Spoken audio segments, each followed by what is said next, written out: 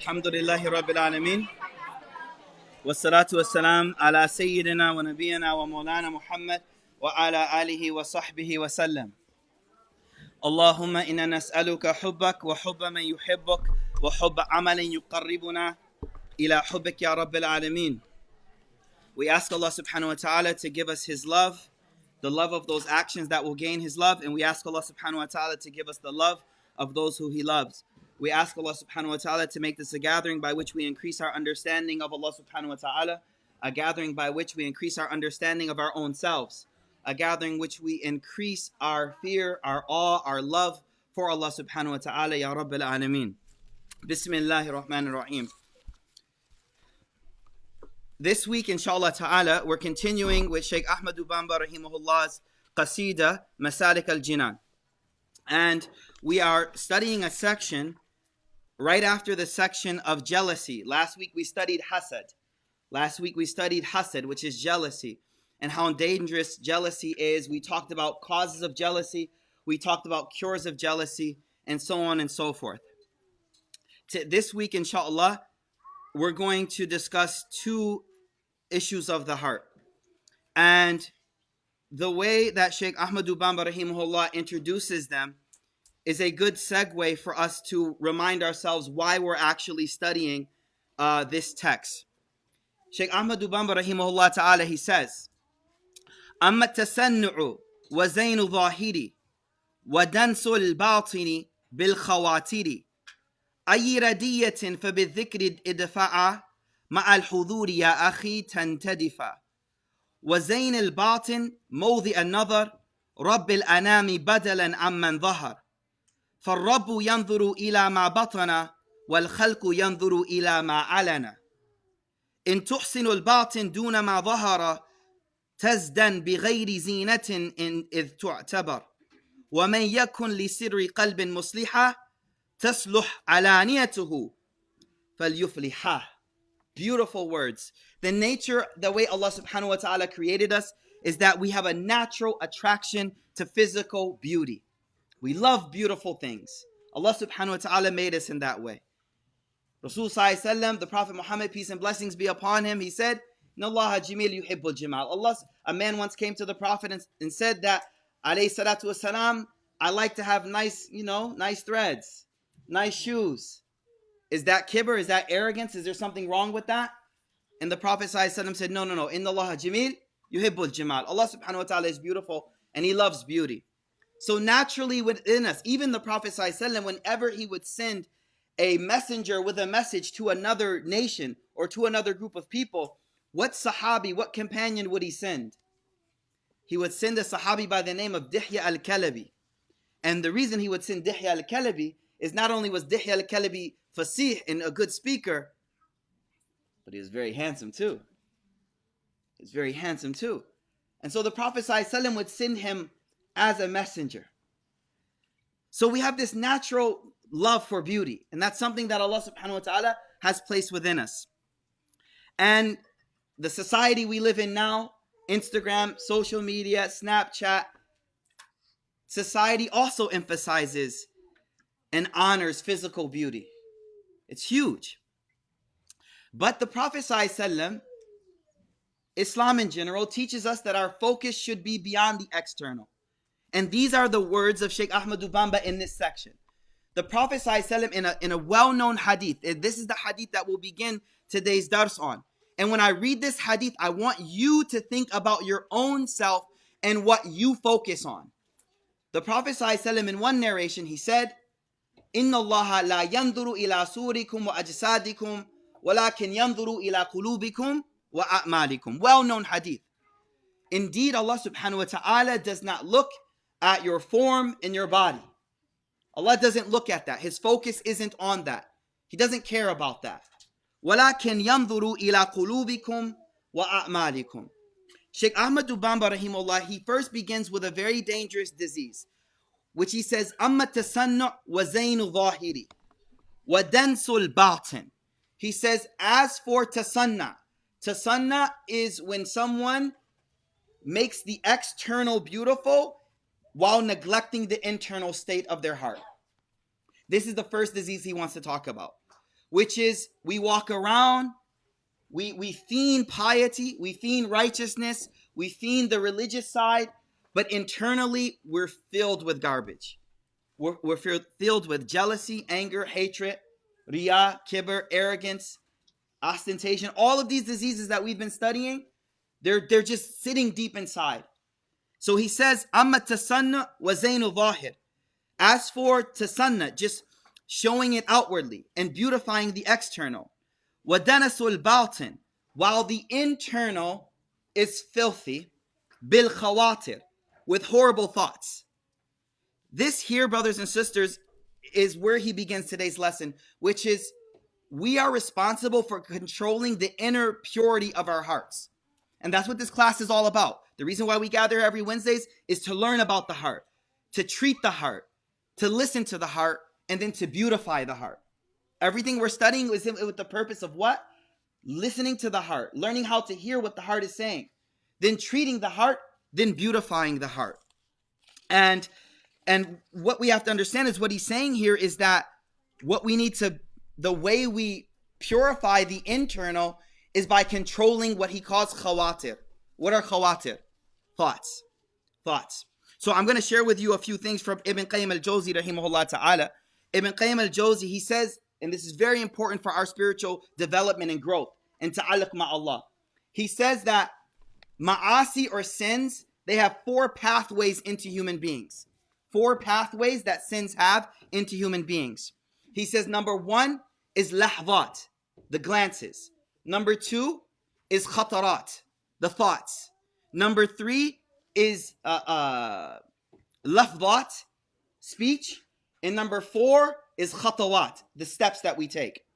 Now, as for the khatarat, listen to what he says. This is huge. He says, "Man ra'i khataratahu, malaka zamama nafsihi." Man ra'iya, the one who looks over their thoughts, regulates them, checks them, watches them, careful about what the mind's thinking about. Man ra'i khatarat, whoever is very careful about what they allow their mind to think about. Malaka zihama nafsihi. Ziham are like the reins of a horse, right? So he says the one who's careful about their thoughts, they control the reins of themselves. And he goes on and he says, wa qahara hawahu. And this person will have the ability to subdue the lower desire. What does he place the whole thing around? The ability, yes? Okay, I got the Juma like ishara. Brothers, can we make room? That's like Juma. I'm in the middle of a khutbah and they're like, dude, I'm just flowing right here. Like, I was like, the crescendo is coming. And he's like, dang, man. Okay, as I was trying to say, and it was a young dude too. It's like, you got uncle status, yo. That was legit. Okay, so Ibn Qayyim al-Jawzi, this is huge because listen, if we're not controlling where the eyes go, then we have less ability to control what the thoughts are. And if you're trying to control the inner purity of your heart and you're not controlling the thoughts, then you may externally be praying, you may externally be looking pious, you may looking mutadayyin, right, mutatawa, all of that, but internal, you're filled with all of these things. Why is the heart filled with that? Because you're not checking what you're allowing your mind to think about.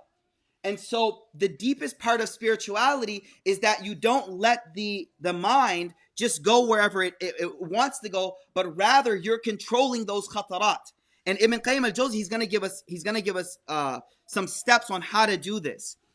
So he says, Ibn Qayyim al-Jawzi, if you don't check khatarat, they will continue until they become iradat. Now, iradat mean things that you desire, like what you intend. So first is just a khatara, right? A khatara means a fleeting thought. It just comes as a fleeting thought real quick. But then it keeps coming and you play with the thought. You're like, yeah, never know, right? Never know. And then now it becomes a desire. And so that's where both Sheikh Ahmad bamba rahimahullah ta'ala, he's saying the inner is becoming filthy because you're not checking your thoughts. You're not controlling those. So now, many of us, we have so many things going on. The next question is, okay, Sheikh, you're telling me control my thoughts. Then what should my thoughts be focused on then? Where should my thoughts be then? Where do I direct them to? First thing is this. What Ibn Qayyim al-Jawzi teaches us is this. Thoughts will constantly come. So what he says is this. Think of the mind like a mill, right? Think of the mind like a mill. Whatever you put into the mill and you turn it, that's what's going to come out, right? So the mind is going to keep on milling something, even while we sleep, guys, right? The mind is constantly going. But it's up to us to keep filling into that mill good stuff so that what's coming out is good. Now, what does he focus on about, what does he say about really evil thoughts that come? Like you're just sitting down in class at work and all of a sudden like the weirdest thought comes, right? I was teaching class today and like this crazy thought. I was like, oh, what the heck was that? Yo, that was weird, right? The students didn't know, but whatever. But anyways, it happens to us all, right? Someone's getting it right now, right? Okay, anyways, don't do it, whatever you're thinking about. What do you do? Ibn Qayyim al-Jawzi rahimahullah ta'ala, he says, Al-khatarat are like al-mar ala tariq. They're like a person who walks past you on the street. This is ajib, is insight. He's like, the thought doesn't bother you until you bother it. When you start to preoccupy yourself with the thought, then that person you're walking past starts to engage with you. But if you just let that stranger you walk past just walk past, then it's never going to, it's not even going to bother you. So what he's saying is when those thoughts come, number one, you just like, yeah, whatever, just walk past some crazy dude. Keep moving. I got something else to do. I'm not even thinking about you. You're not like, hey, who are you? What's your name? Where'd you come from? Because now once you start doing that, now you're engaging the thought. That's not what you want to do. So he says the crazy thoughts that come, treat them like al-mar ala tariq, number one. Number two thing he teaches us is this. He says that if you're struggling with a lot of thoughts and you're like, okay, Sheikh Mikaeel, tell me where my thoughts should be. I'm going to tell you this. Ibn Qayyim al-Jawzi rahimahullah, he says, your thoughts should be in one of four areas. This is so beautiful. So beautiful. Number one, he says, thoughts about bringing good to your dunya. Thoughts about bringing good to your dunya. What is dunya? This worldly life. So thoughts about how to bring good to my life, my children's life, my mother's life, how to bring good to people or good to myself here. That's the first area. Number two, thoughts about how to protect my dunya from harm. How to protect myself in this dunya from like harm, things that are harmful, right? I got to get a job. I don't want to be poor. I got to do this. I got to do that, right? Then he says, number three, thoughts about what? How to bring good to my akhirah. Number three area are thoughts about how to bring good to my akhirah, my hereafter. So now my thoughts are like, what can I do to benefit my deen? What can I do to benefit my relationship with Allah in the akhirah?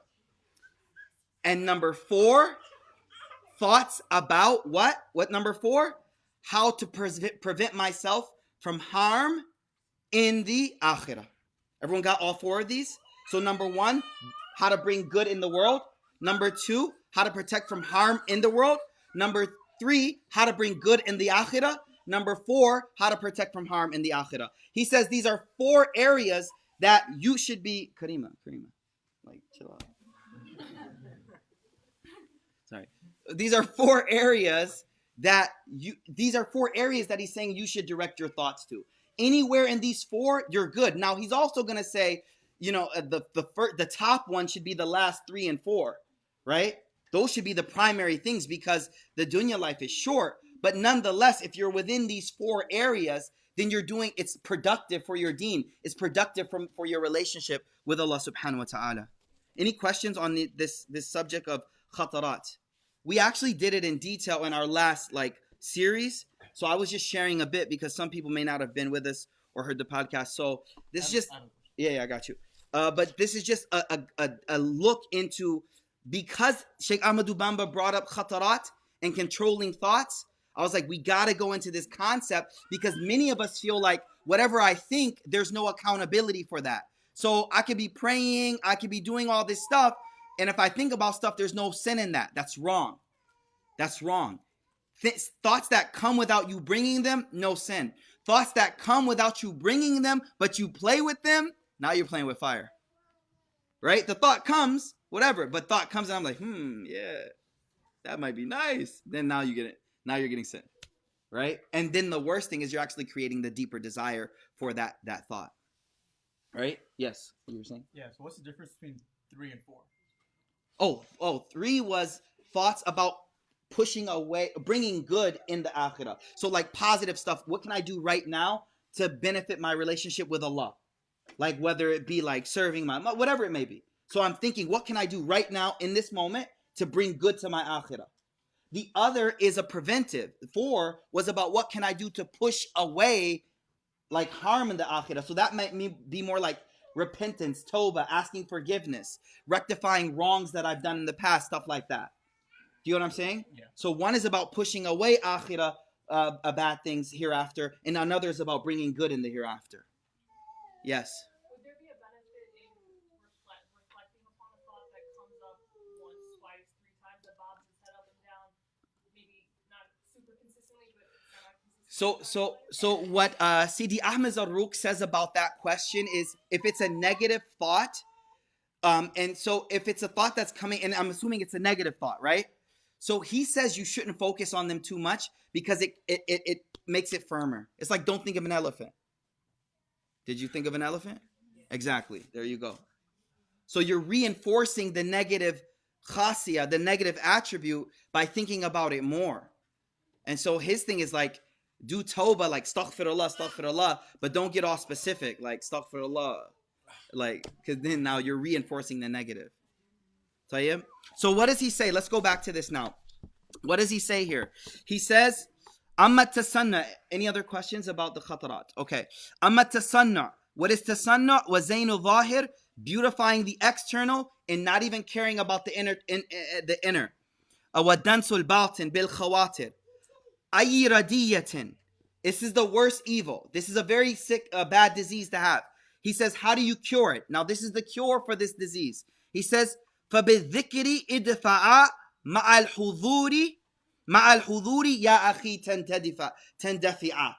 He says, how do you cure this particular disease where the disease specifically is beautifying the external but allowing the internal to just be horrible? He says the way you cure this is through dhikrullah, and I'm going to explain what that means. Dhikrullah ma'al huduri. What does that mean?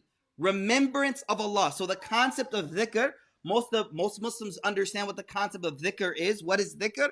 It means remembrance of Allah, right? So we know dhikr, like my kids on the way here doing dhikr, subhanallah, alhamdulillah, glory be to Allah, praise to Allah, la ilaha illallah, Allahu Akbar. Like, you know, they have a little song. Oh, my daughter's not here. Okay. They have a little song they sing, right? So we know what dhikr is. Dhikr is like glorification of Allah subhanahu wa ta'ala, right? And he says, but don't just do dhikr regularly, like just glorifying Allah. See, that's not enough. He says you have to do it with presence of mind and presence of heart. So he says, ma'al huduri. The way I would explain dhikr to us brothers and sisters, for us millennials, is talking to Allah with, well, I don't know if everyone's millennials here, but talking to Allah with presence. I'll say that again. Talking to Allah with presence of mind. That's how I would interpret for us to understand what dhikr actually means. See, there are many Muslims pray a lot, but presence is another thing. Like we pray a lot of salah. We do a lot of dhikr, right? We pray a lot of prayers, but how much of that is with hudur al-qalb, with presence of mind? And that's the powerful thing in the dhikr. The way I explained it today in class was this. When you do dhikr, it's like you're talking to Allah. But when you do dhikr without presence of mind, it's like you're talking to Allah but avoiding eye contact. Because I'm really not comfortable with you right now, so I'm talking to you, but I'm not trying to make eye contact with you. Because when I make eye contact with you, there's like, I have to be, like, I feel the presence of us there.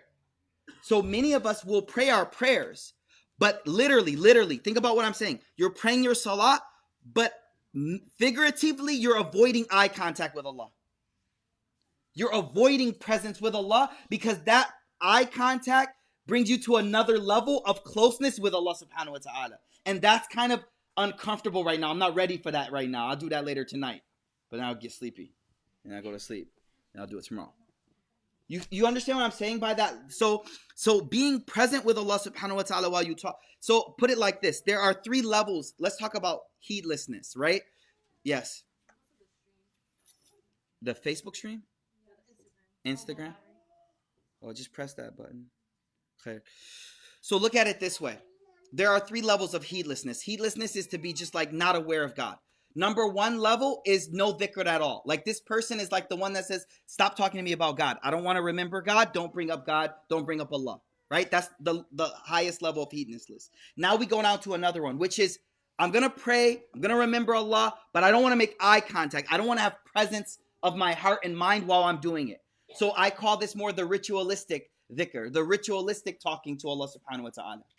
The third level is now not even heedlessness. This is the level we want to be at. Whereas whenever I'm praying and whenever I'm talking to Allah, I'm doing it with presence. So every time I'm like driving, I'm like, subhanallah.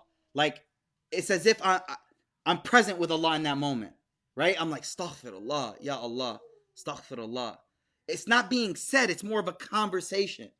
Does that make sense? I think many of us, the level we had is just like, subhanallah, subhanallah, subhanallah, subhanallah. Right? Glory be to Allah, glory be to Allah, whatever, right? Subhanallah, subhanallah, subhanallah, subhanallah, subhanallah, subhanallah, subhanallah, subhanallah, right? Hamda, hamda, hamda, hamda, hamda, hamda, hamda, hamda, hamda, hamda, hamda, hamda, hamda, hamda. Right? Like, what are you even saying? Like, no, like, have presence with that. Like, subhanallah. Like, now obviously those 33 is going to be hard. You're going to be there for a long time. Like, subhanallah. Like, yo, we got to roll. Yo, we got to go. What you doing? But at least the point is that, like, in the prayers at least, or periodically throughout the day, the cure for this beautification of the external and ignoring the inner is to have periods throughout the day where you have dhikr and you have presence with Allah subhanahu wa ta'ala in that dhikr. Yeah. Does a lack of presence mean no reward? It means less for sure. The Prophet ﷺ said, you only get from your prayer the amount that you were aware in that prayer. That's heavy, man. Like, you know, sometimes, now, astaghfirullah, Allah forgive us all, man, but sometimes you'll knock out 2 rak'ah and you're like, dang, did I do 2 rak'ah? Like, right? Like, ritualistic, see, this is the thing. And scholars say this is huge. Please listen to me.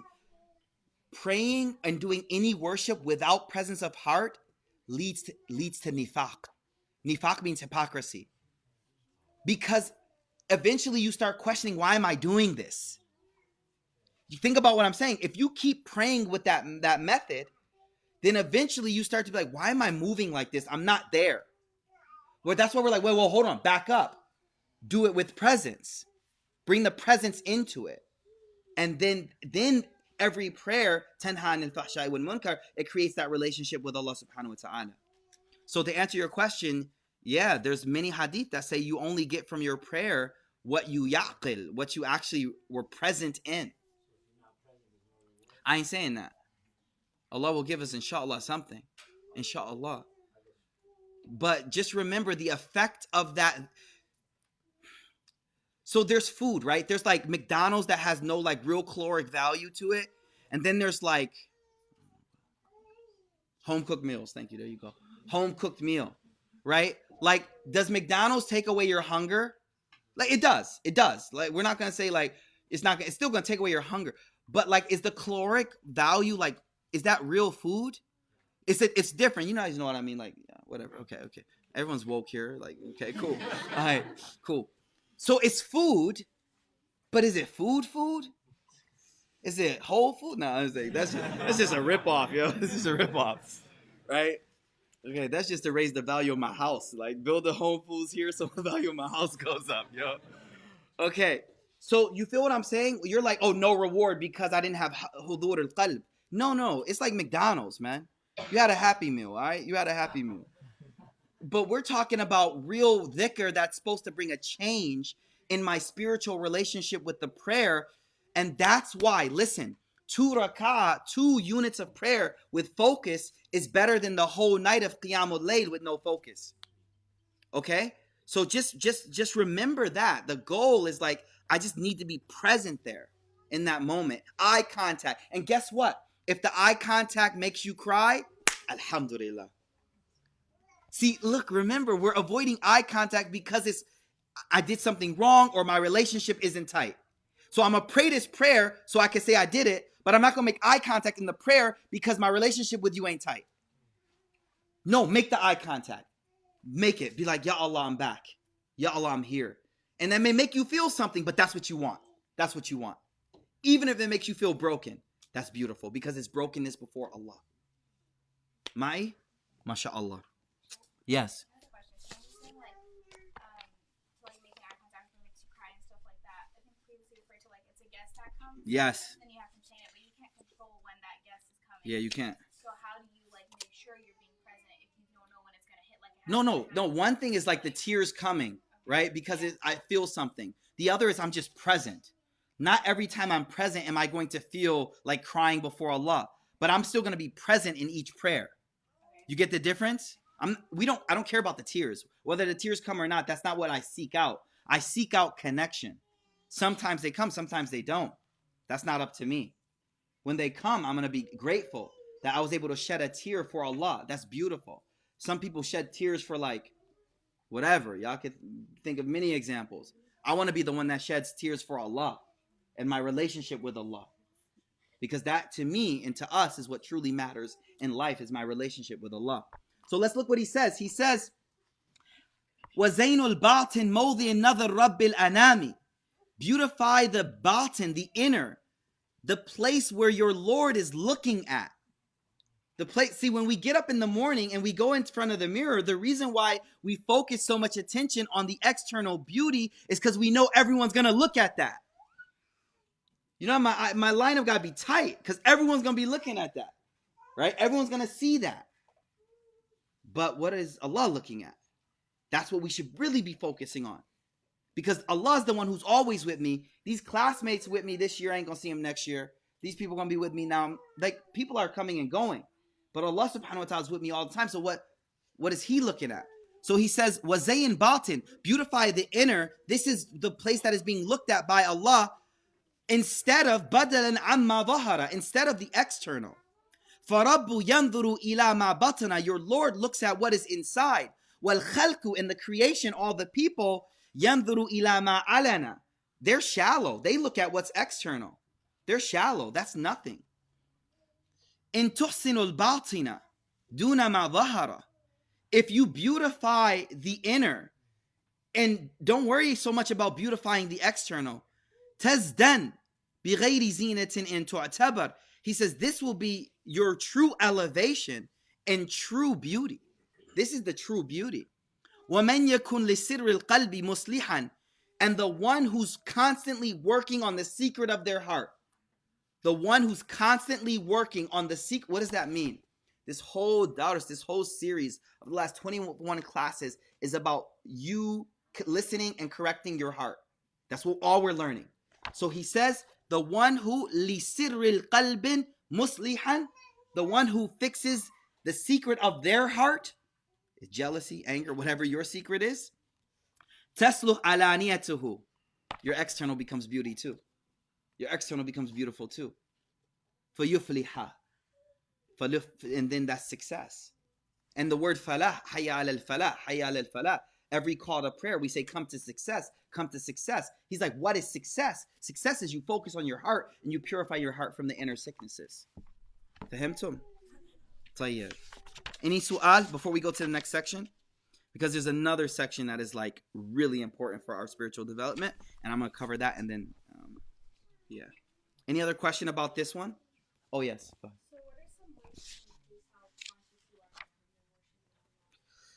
So what are some ways to increase presence of mind while you're worshiping?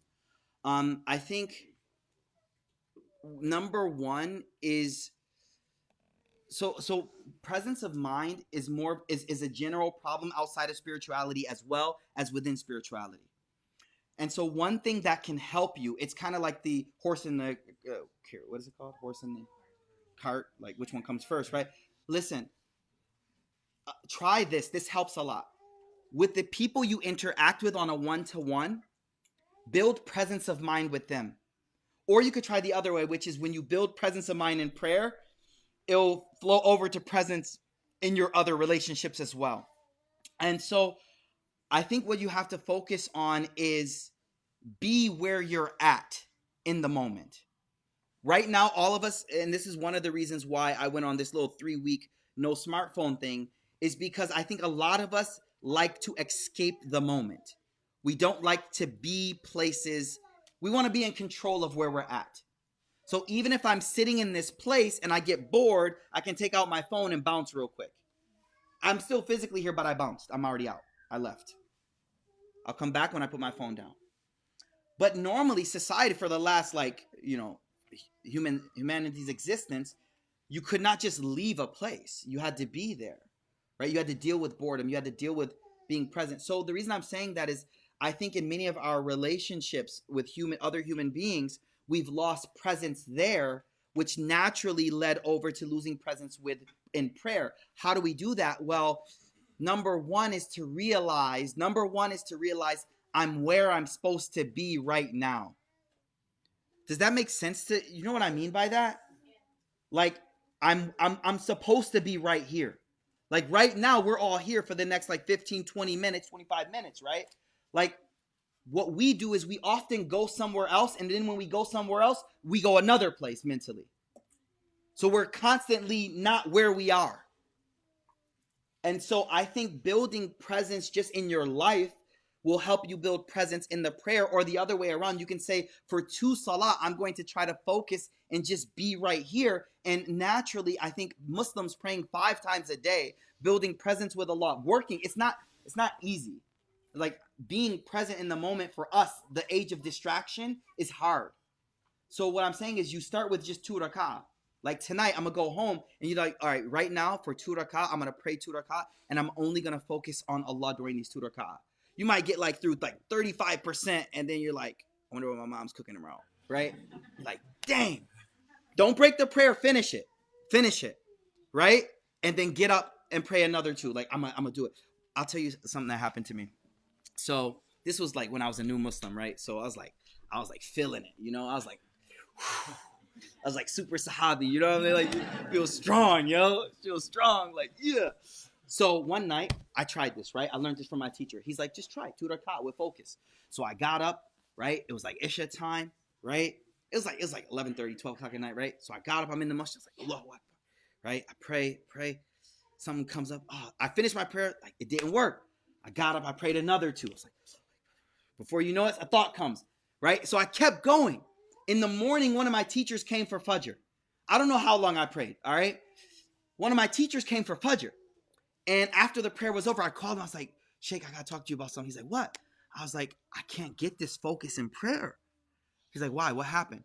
I was like, well, I started last night. I got up, I prayed 2, and then I got distracted. He's like, what'd you do then? I was like, I got up, I prayed another 2, but I couldn't do it. He's like, what'd you do then? I was like, I got up and prayed another 2. He's like, guess what? Congratulations. You just spent the night like a Sahaba. My struggle for that focus was the journey. The journey was the purpose. That fight for focus in prayer is the beautiful thing. And if you can get that, then subhanAllah, right? So you keep struggling.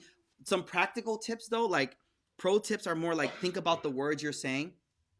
Don't try to think about nothing else, because when you try to think about nothing else, you're thinking about, and then you're in philosophy class again. You're like, right? So don't do that. Do the stranger that walked past. You don't look at it. You just focus, right? So directing your attention, what I just simply try is just the words. And it's a battle. We're doing this all our whole lives, right? But we're practicing presence.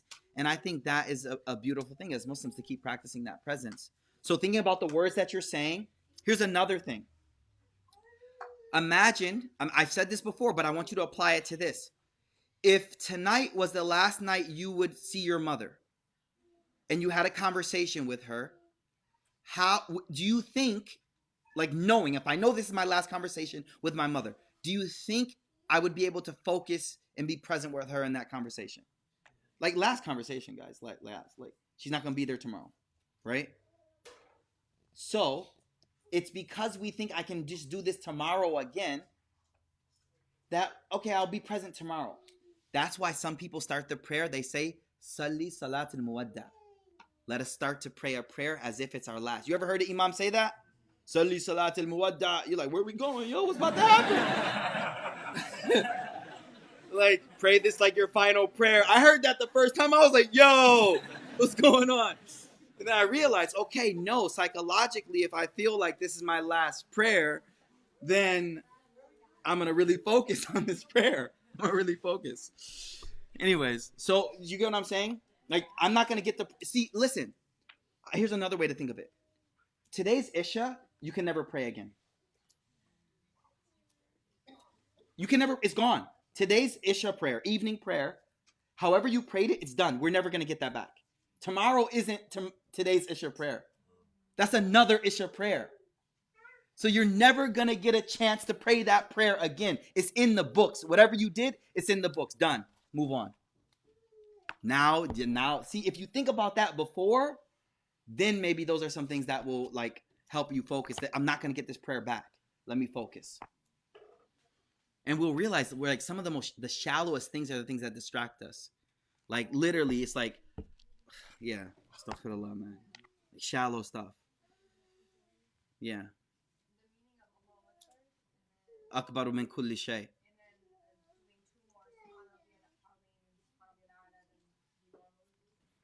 Oh yeah, breaking habit. Okay, thank you, Sheikh. We're gonna get a chair for you, Sheikh. Zojati, guys. Zojati. I was like, what you looking at over there, Sheikh? I know. I already know.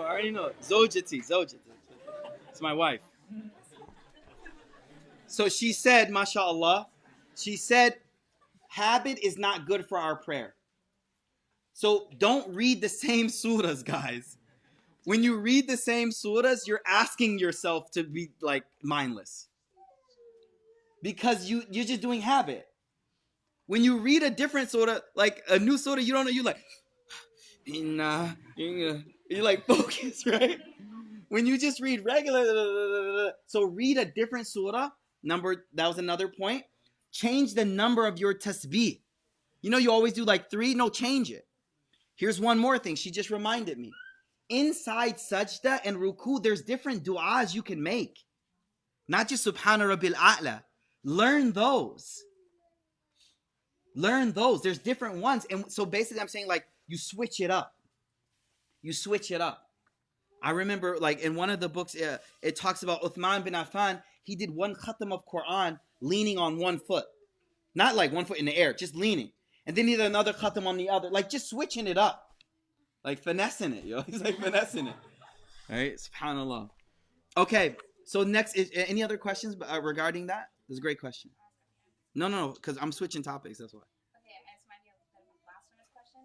When you talk about like taking the secret of the heart or like whatever that is, if you, the thing is, since we're never going to be perfect, if you fix one thing, there's going to be something else. Yeah, for sure. Doesn't it make more sense to just know, if you know what your problem is, you can keep it under control? Does that make more sense than fixing that and now it's another problem? It's treatment. It's not about fixing. The question is like if I cure my hasad in my heart, then another problem pops up. The way we look at it as this journey is a constant spiritual journey to Allah. You're always working on something. So like we're not done. It's not ever gonna. We're just constantly working on the heart to reach that nafsul mutma'inna. I'm saying if okay, your hasad is under control, you know how to control it. Now you go and you like treat that, and now like something else comes up, and it's obviously gonna be a lot bigger in the beginning, and then you gotta versus just keeping what you have. No, that doesn't make sense because just because hasad is there, that doesn't mean jealousy, right? She's saying basically like instead of treating jealousy, keep jealousy right there, right? Just keep it there. I got you, jealousy. You good, right? Because if I get rid of jealousy, something else gonna pop up. Like no, Jealousy brings kibr, arrogance, all of these other things. They all come together. So we're constantly treating them. But the objective is called nafsul mutma'inna. You get to a point where the nafs is complacent with Allah. And that's the goal. That it takes time, but that's what we're striving for. Okay, last thing, this last section. A few lines from Sheikh Ahmad Bamba rahimahullah ta'ala. He says, وَدَاوِي تَسْوِيفًا مَعَ تَوَانِي وَالْغَفْلَةِ الْإِصْرَارِ فِي زَمَانِ بِالْفِكْرِ فِي عَذَابِهِ الْأَلِيمِ غَدًا وَفِي نَعِيمِهِ الْمُقِيمِ وَأَنَّهُ لَيْسَ بِذِي الْغَفْلَةِ عَنْ جَمِيعِ ما نفعل سرا والأعلن وأنه محاسب على فتيل وليس يترك كثيرا أو قليل. He speaks of another disease called tasweef. Tasweef. Tasweef is the Arabic word for procrastination. Procrastination, right? Oh.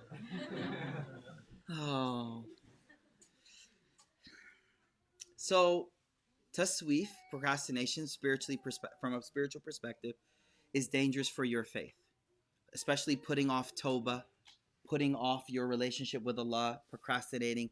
I'll do Tawbah tomorrow. I'll start praying tomorrow. The word tasweef comes from the word sofa in Arabic. In Arabic, you say sofa af'al. Sofa af'al. Sa'af'al. Sofa af'al. Sofa means, yeah, I'll do it tomorrow. I'm going to do it. So the word sofa comes from the word, so seen, wow, fa, sofa, is where the word tasweef. So the Sufi is not a Sufi. That's a little joke my wife dropped earlier. Like the one who has spiritual connection with Allah never does tasweef, which is that procrastination. So here, what does he do? He teaches us about the dangers of this disease. First of all, why is this disease so dangerous? The disease is dangerous is because life is precious and you only get one shot. And number two, you don't know how much time you have. So the reason why tasweef is so detrimental is because you keep putting off today's wajib for another day, today's necessary action for another day. But the problem is, and Imam Shafi says that if you put off, if you put off today's wajib, if you put off what you're supposed to do today to tomorrow, when will you do tomorrow's wajib? When will you do what was necessary for tomorrow? So the concept is to understand that each day has something that is due on me from Allah. And if I push that to tomorrow, then I'm missing tomorrow. I can't delay what is owed to Allah. Sheikh Ahmad Bamba, he says that وَأَنَّ أَكْثَرَ سَيَاحِهِمْ غَدًا. Most of the screaming, and I know this is a very strong depiction, but he says وَأَنَّ أَكْثَرَ سَيَاحِهِمْ غَدًا فِي النَّارِ مِن تَسَوِّفٍ تَوَلَّدَ. He says that most of the screams of the hellfire will be due to procrastination that they did in the world. Again, most of the screams of the hellfire will be due to people just saying, I'll do it later, I'll do it later, I'll do it later. Now, what's the cure? He says, well, the cure is two. The cure, number one, he says, بالفكر في عذابه الأليم غدا وفي نعيمه المقيم. Thinking of two things. Fikr, think about the reward. Think about what you get through that action. That should be the motivation. Like, I'm going to pray 2 raka'ah right now of Tawbah. Shaitan's like, do it tomorrow. You're like, no, I know the reward of this. I need this. And then he said the second thing you do fikr on. So number one, you contemplate on the reward. And it's carrot and stick. Number two, you focus on the punishment.